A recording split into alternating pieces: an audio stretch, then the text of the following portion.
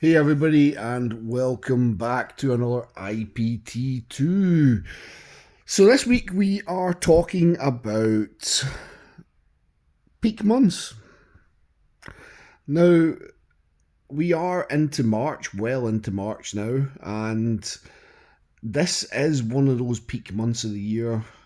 We are heading into that kind of last peak before we head into a lull in summer, and it's really to discuss the things that you should be doing if you're a personal trainer, discuss the industry, and discuss kind of what education means if you're coming into education around this time.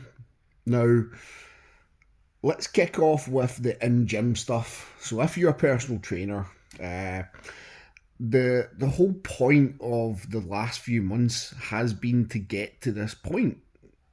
This is now where most people will be looking for help and support.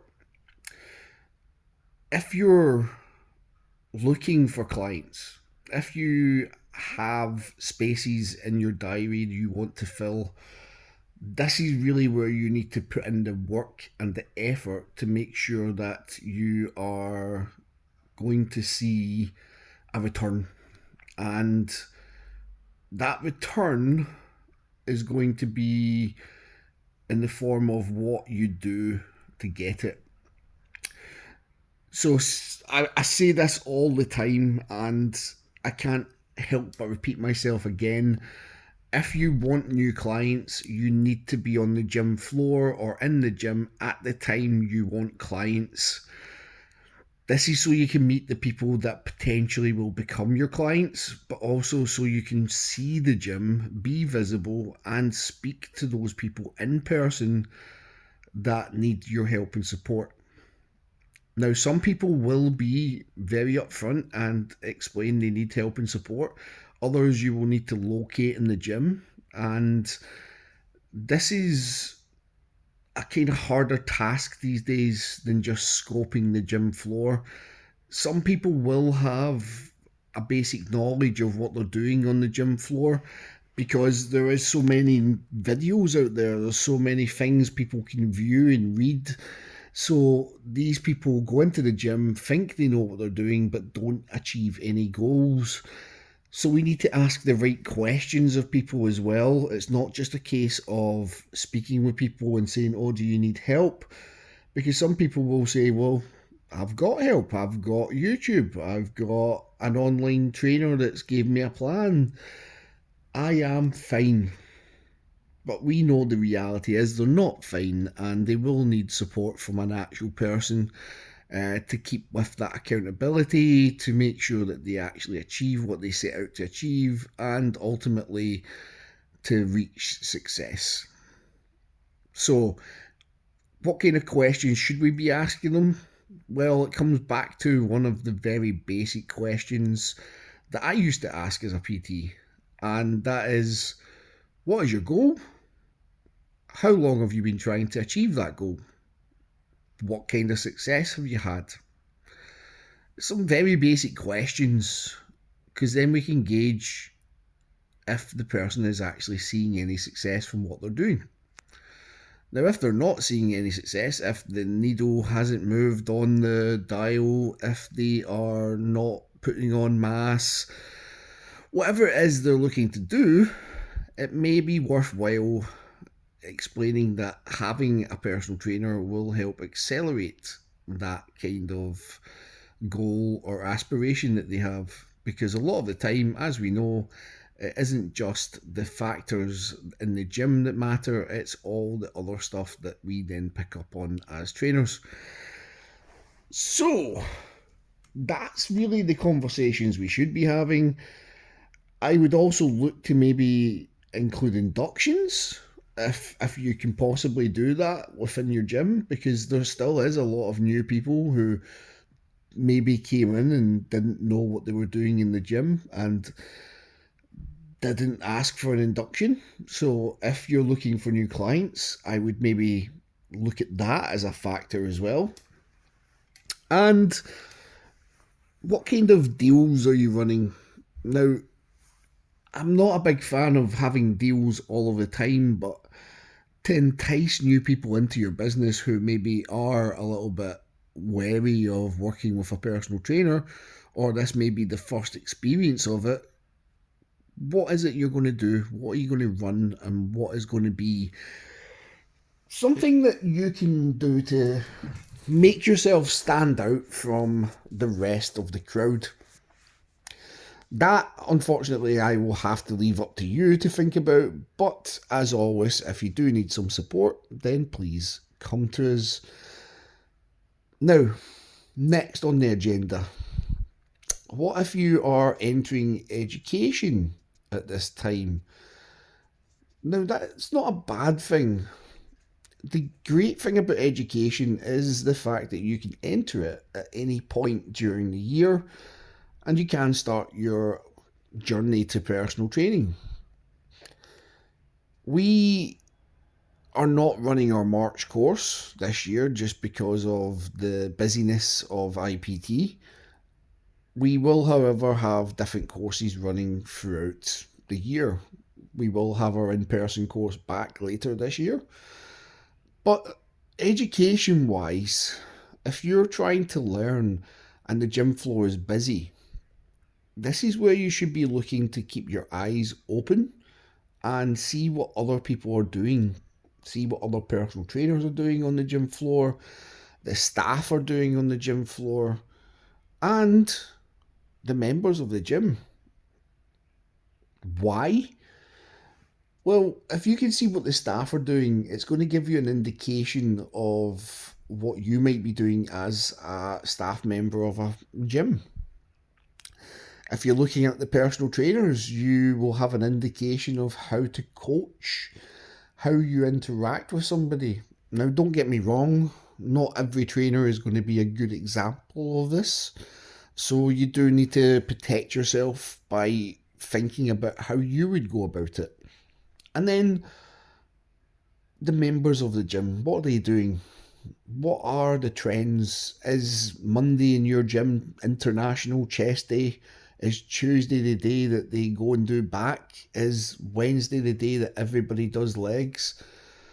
Figuring these kind of things out can help you tailor your own workout so that you can avoid the masses when you go to train, but also it can help you understand what people like to do in your gym. These people ultimately might become your potential clients in the future. And if you're good at spotting these kind of things, then no matter what gym you go into, you will be able to see that. Now, what about the industry itself? Well, the fitness industry is at a point where we are going to see some changes, not necessarily in the way that anything is done physically, but behind the scenes, there's a lot of things going on. From the articles I've been reading, from the stuff that's getting published, we are starting to see health become a little bit more prominent in a lot of conversations within the UK government.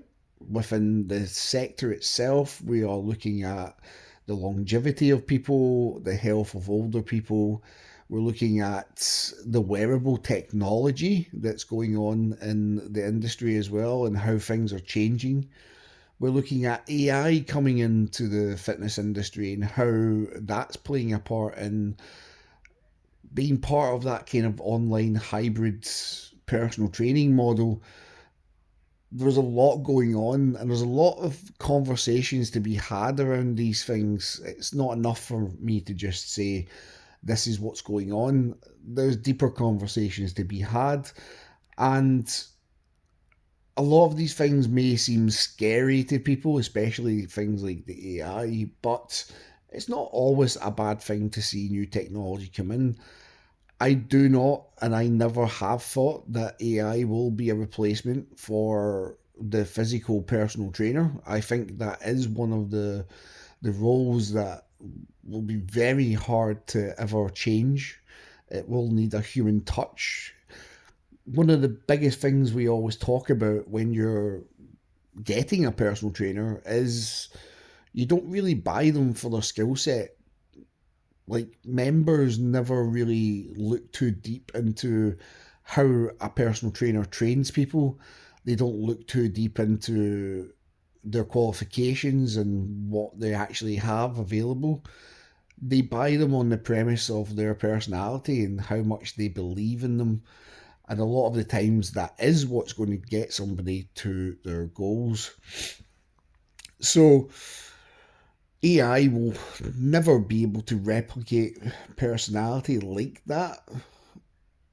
Not in my lifetime, I don't think, or the lifetime of most of the people that will listen to this podcast. So it's not a big worry for me, the AI. It is something that can be highlighted, circumvented if needed. But I think the human touch will always be better here, because when we're looking at how to train a personal trainer, we're looking at the science and your experience being added into the mold. It's never a case of black and white thinking, and that unfortunately is what AI does. It's very much black and white thinking. So don't worry too much about AI. With all the other stuff though, if you're not really up in your technology, it is something I would recommend looking up on, making sure you have a fresh knowledge of different fitness technology, because your clients will ultimately be wearing different things when they train. So it's worthwhile seeing that and understanding that and being able to tell them the pitfalls as well as the positives of this technology. That kind of brings us to the end of our first podcast in a few weeks. There has been a lot going on at IPT, so that's why there has been a delay in getting the podcast out. But we are back, and hopefully, this information we're giving today has been slightly helpful. Now, bear in mind, if you are looking to increase your business as a personal trainer, now is the time. It's best to get in there and get things started. Do not wait. Do not just go and strategize. Put action into place first and then start to strategize as you go, because unfortunately, over the past few weeks is when you should have had all that marketing and strategy done. So it's best to just get in there and get things started now if you want to see some success.